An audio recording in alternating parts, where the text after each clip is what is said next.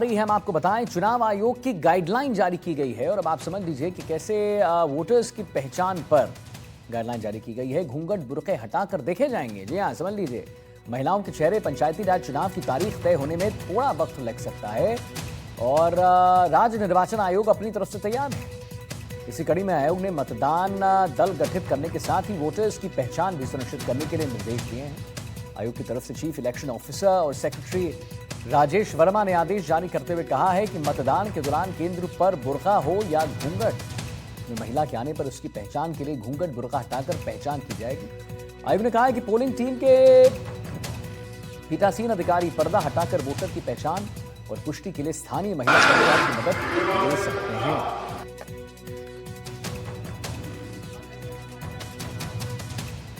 बड़ी खबर आ रही जयपुर से। बुर्के को लेकर राज्य निर्वाचन आयोग की गाइडलाइन सामने आ चुकी है। महिलाएं चेहरा दिखाने पर ही दे सकेंगी वोट। तो ये आप समझ लीजिए, निर्वाचन आयोग के निर्देश पर यूडीएच मंत्री खर्रा ने कहा है कि निर्वाचन आयोग के फैसले का समर्थन करता हूं मैं। कई बार बुर्के में जाकर महिलाएं फर्जी मतदान कर देती हैं। अब ज्यादा सख्ती से लागू हो सकता है आदेश।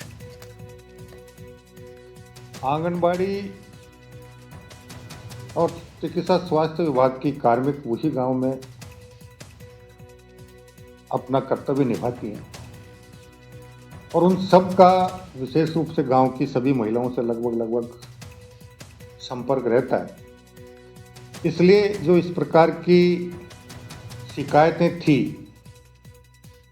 कि पर्दे में या बुर्के में एक महिला गलत मतदान करके जा रही है, एक से ज्यादा बार मतदान करके जा रही है, उसी की रोकथाम के लिए प्रावधान किया गया था और अब इसे और ज्यादा सख्ती से निर्वाचन आयोग लागू कर सकता है। राज्य निर्वाचन आयोग के पर्दा नशीन महिलाओं का चेहरा दिखाने वाले आदेश पर महिला कांग्रेस की प्रदेश अध्यक्ष सारिका सिंह का बयान भी सामने आ गया है। सारिका सिंह ने कहा है कि संवैधानिक अधिकारों का हनन है। इस तरह महिलाओं का पर्दा हटाकर चेहरा देखना ठीक नहीं है। वहीं बीजेपी लगातार इस पर कांग्रेस पर हमलावर हो रहा है। क्या कुछ कहना है, दिखाते हैं।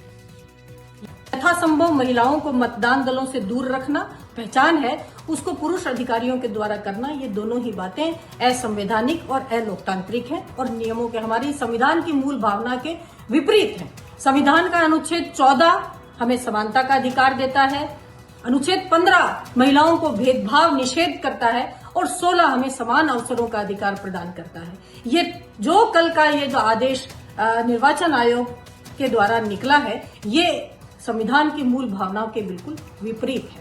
देश के निर्वाचन विभाग के द्वारा ग्राम पंचायत, पंचायत समिति, जिला परिषद के चुनावों को देखते हुए दिशा निर्देश जारी किए गए और दिशा निर्देशों के अंदर उन दिशा निर्देशों की पालना भी सक्षम अधिकारी के द्वारा अनिवार्यता लागू की गई है।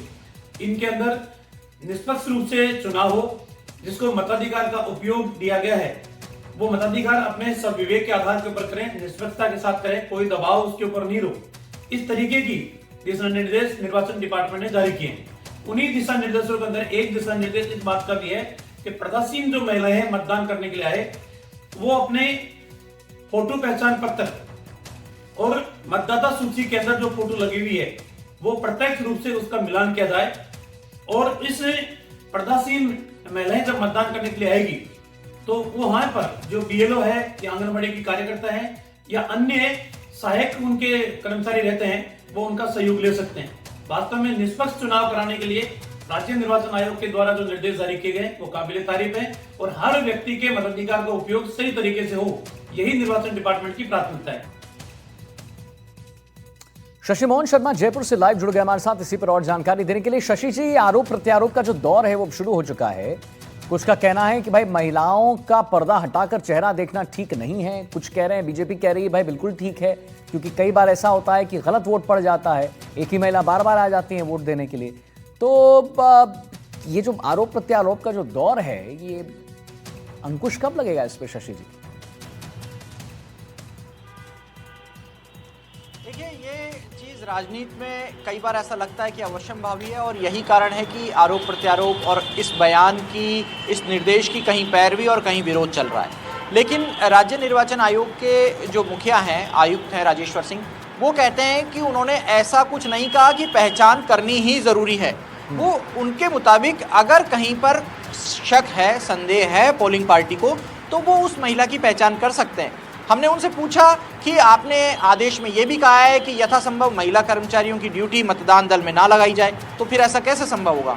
इसके जवाब में आयोग कहता है कि पोलिंग पार्टी के अलावा वहाँ पर कुछ BLO, जो ग्रामीण सेवा के जो कर्मचारी होते हैं, महिला और बाल विकास विभाग की जो कर्मचारी होती हैं, और साथ में जो नर्सेज होती हैं, ऐसे चिकित्सा और स्वास्थ्य विभाग के कुछ लोग होते हैं जो उसी जगह पर पोस्टेड रहते हैं, वो BLO के रूप में जिम्मेदारी संभालते हैं। अगर शक है तो उनसे पहचान करवा सकते हैं। लेकिन आप देखिए 3 बयान आए हैं अलग अलग।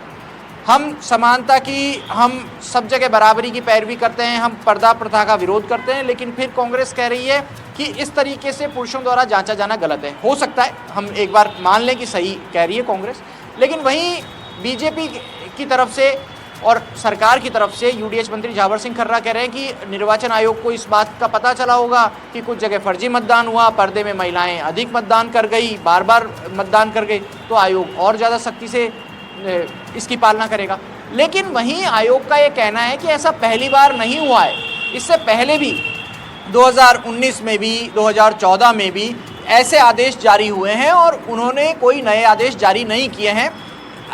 पुराने आदेश की कॉपी खुद chief election commissioner, state election commissioner Rajeshwar Singh ने हमको भेजी। उन्होंने कहा कि पुराना आदेश जस का तस है, बस नीचे सचिव के जो दस्तखत हैं उसमें बदलाव हुआ है, तारीख में बदलाव हुआ है। बाकी जो चीज़ें हैं, मतदान दल गठित करने की प्रक्रिया, किस तरीके से, किस अधिकार के तहत ये मतदान दल गठित करने के निर्देश दिए जा रहे हैं और क्या राज्य निर्वाचन आयोग का अधिकार है, वो सब कुछ पहले के जैसा ही है, इसमें कुछ भी नया नहीं है। लेकिन राजनीतिक पार्टियां अपनी तरफ से इस पर बात कह रही हैं। उनको लग रहा है कि कुछ जगह उनके वोट इससे आकर्षित होंगे और कुछ जगह प्रभावित होकर के दूर जा सकते हैं। अब इसमें रिटेलिएशन अगर कहीं पर किसी समाज की तरफ से आता है तो उनकी बात भी जाननी होगी। लेकिन ग्रामीण परिवेश में जहां पर्दा नशीन की बात आती है तो ऐसा लगता है कि बुर्के की बात हो रही है, कुछ लोग कहते हैं ये घूंघट की बात आ रही है। आजकल कई जगह देखा जाता है कि जो युवतियां हैं वो भी चेहरे पे एक मास्क बांध करके चलती हैं। तो अगर कहीं पर शक है तो आयोग या आयोग की टीम जांच कर सकती है, इसमें कोई शक नहीं है। और फोटो के साथ में वोटर ID होना या ठीक है, बहुत बहुत धन्यवाद आपका करेंगे शशि जी, महत्वपूर्ण जानकारी देने के लिए।